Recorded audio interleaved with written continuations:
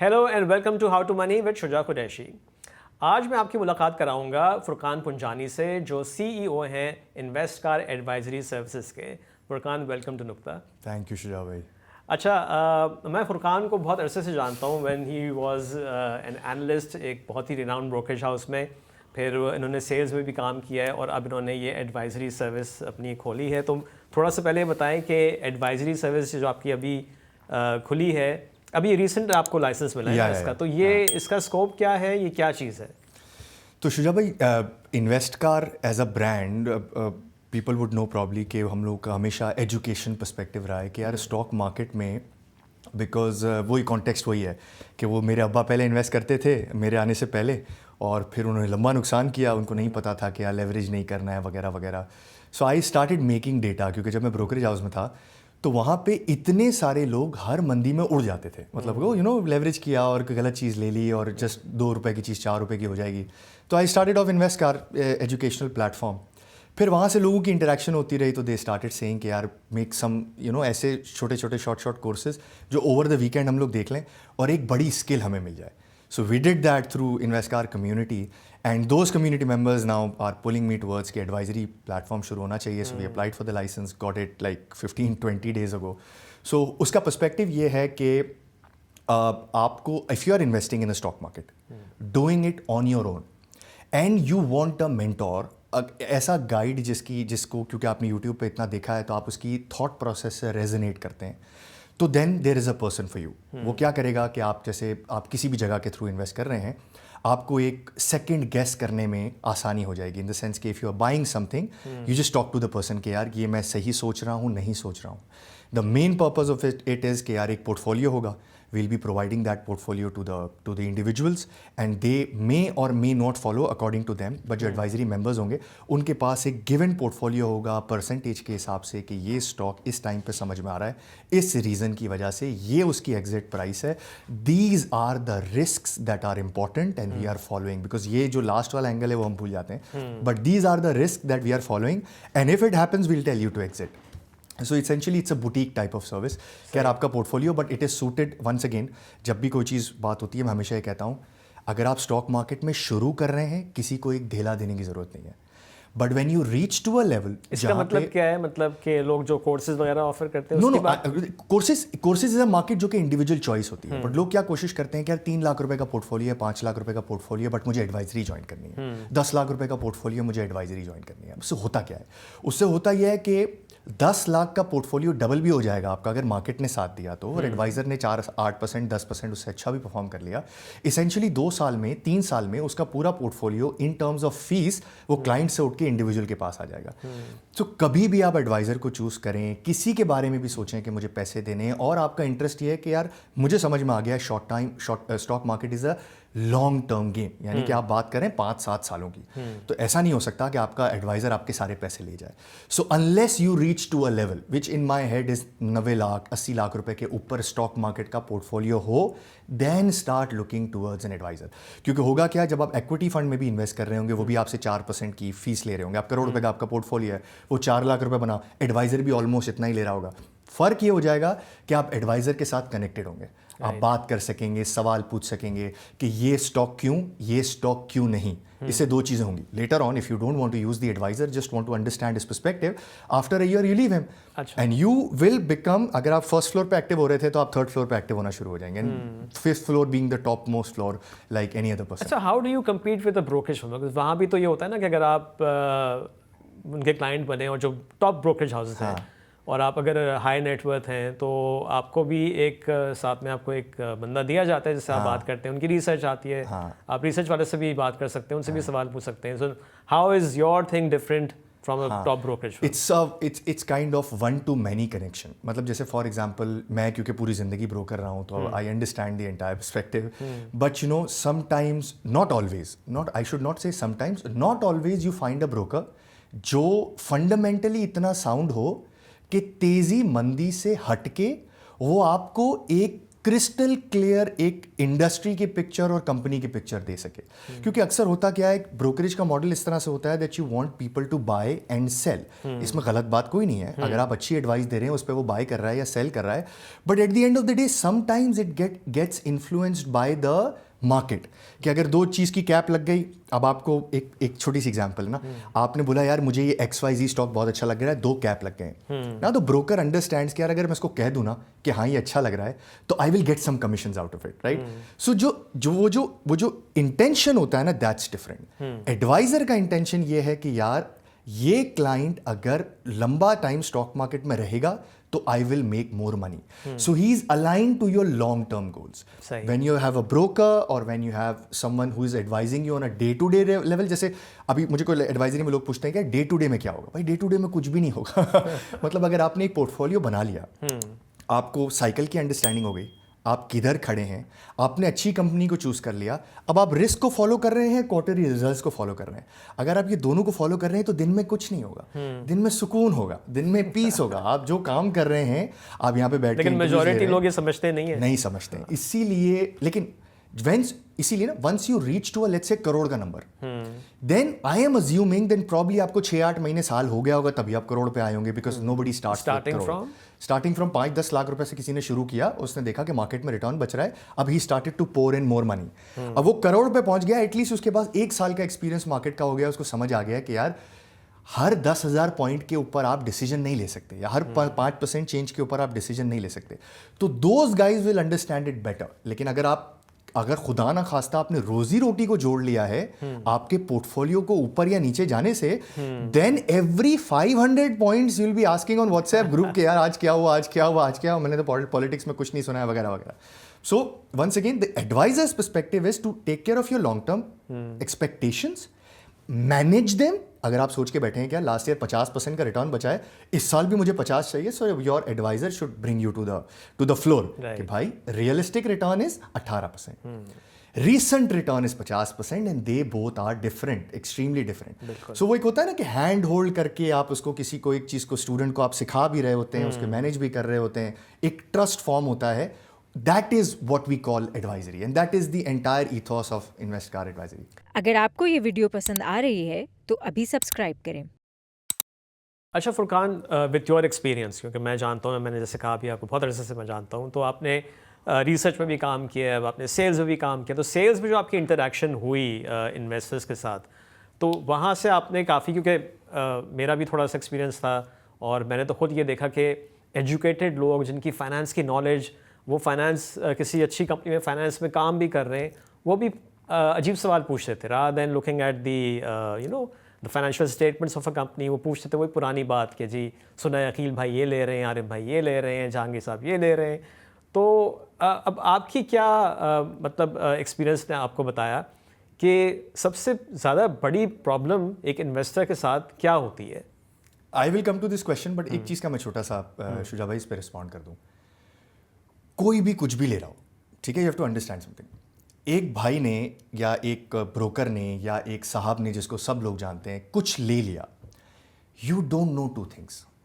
Number 1, उसका time horizon, what if he is willing to sit there for the next 10 years।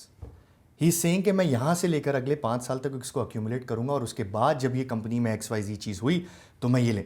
अब आपने कहा ये ले रहे हैं तो ये बढ़ेगा ही बढ़ेगा, that's completely incorrect, and that should not how you should think about it. क्योंकि खुदा ना खास्ता आपने ये सोच के ले लिया और वो नहीं बढ़ा, तो फिर वो साहब तो तैयार हैं बैठने के लिए 5 महीने 5 साल भी लेने को तैयार हैं, और 20% नीचे वो ले रहे होंगे, बट आप 20% नीचे बेच रहे होंगे। सो यू नो, ये हमेशा always think about what's happening in the company, पहले क्या हुआ और अब क्या हो रहा है और क्या हो सकता है।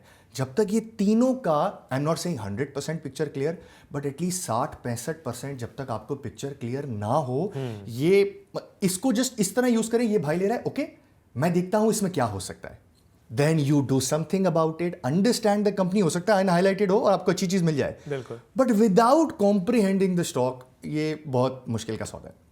अब जहां तक आपने बात की कि यार what is the problem, right, ये आपने पूछा ना कि क्या, यानी कि एक्सपीरियंस ने जो आपने इंटरैक्ट किया इन्वेस्टर्स के साथ, तो सबसे बड़ी चीज़ आपको या इम्पोर्टेंट चीज़ जो इन्वेस्टर्स मिस कर रहे होते हैं या समझ नहीं रहे होते, वो क्या है?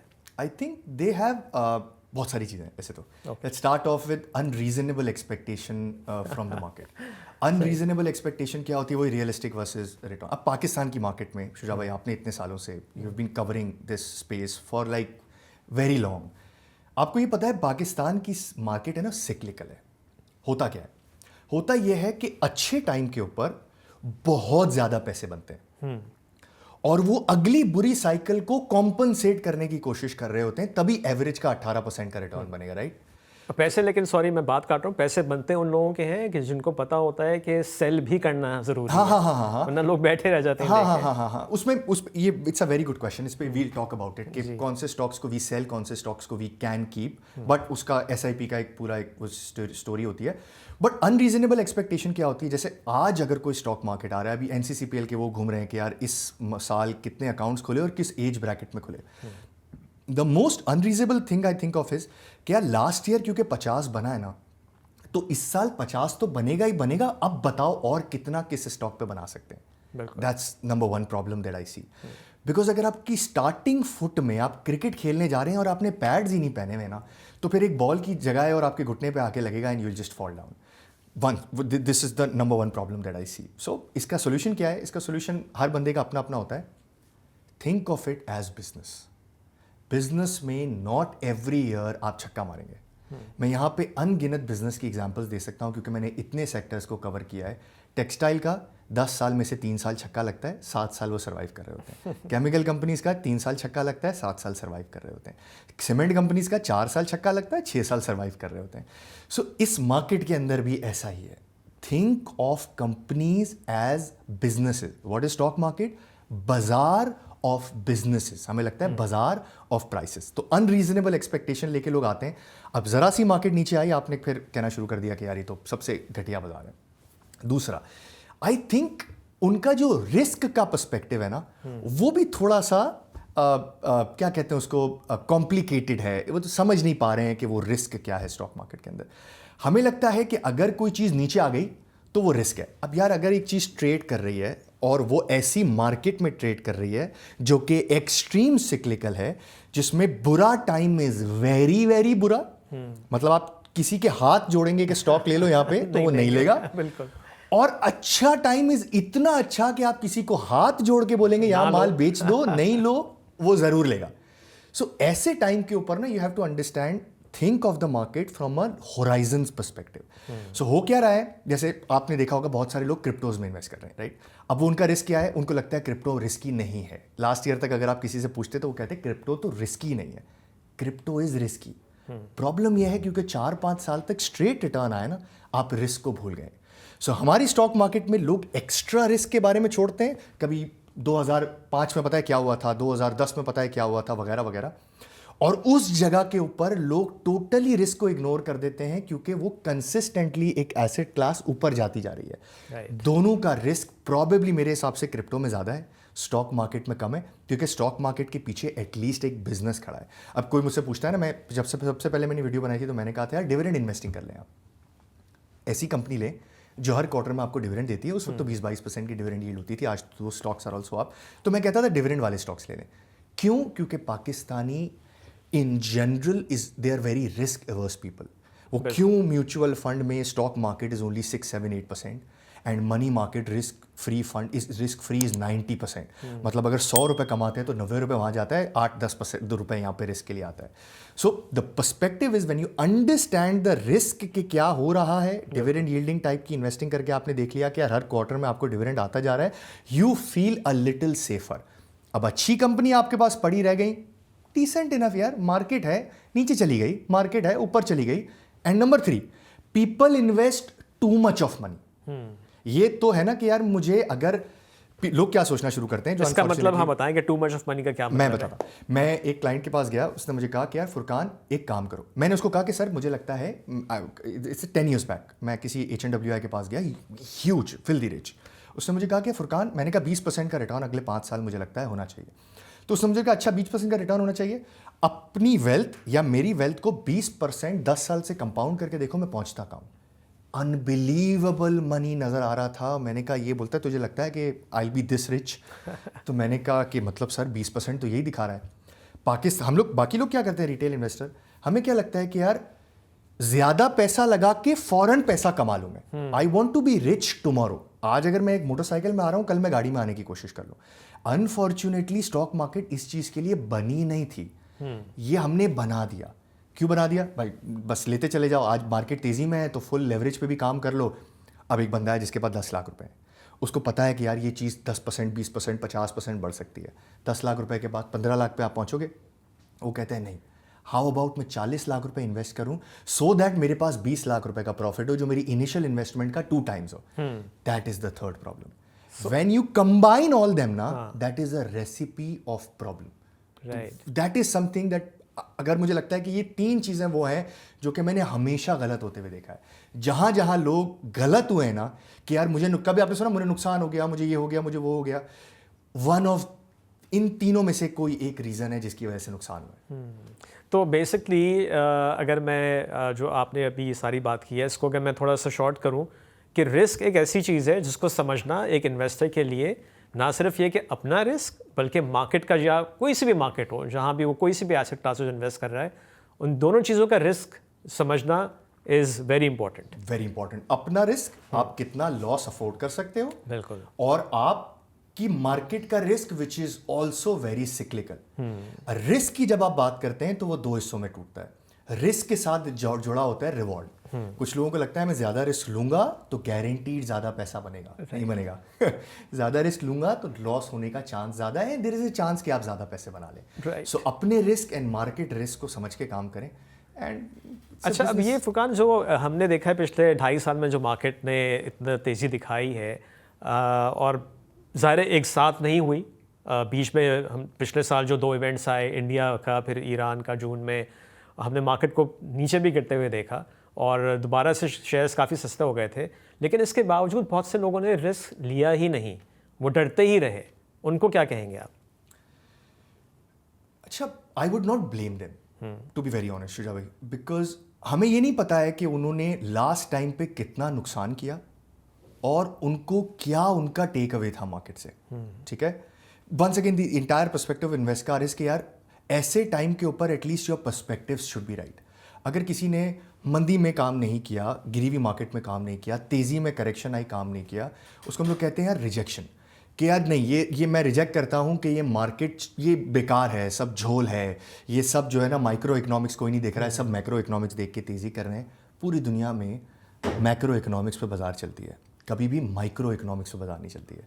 So the perspective here is, मैं उनको कोई खास सजेशन नहीं दे सकता हूँ, मैं इनको ये बता सकता हूँ कि यार unfortunately the time that you came into the market was wrong, और maybe the stock you chose was wrong. If you're thinking about coming into the market this time, just do these things right.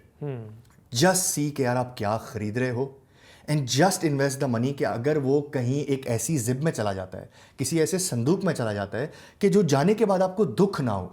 लोग प्रॉपर्टियां लेके शहरों से 50-50 kilometre दूर लेके छोड़ देते हैं, वो कहते हैं यार मेरा बच्चा देखेगा, जिसके अंदर द ओनली बेट इज कि 50 साल तक शहर वहां पे पहुंचेगा और उसी ग्रोथ की स्पीड से पहुंचेगा और फिर मेरी प्रॉपर्टी की वैल्यू बनेगी।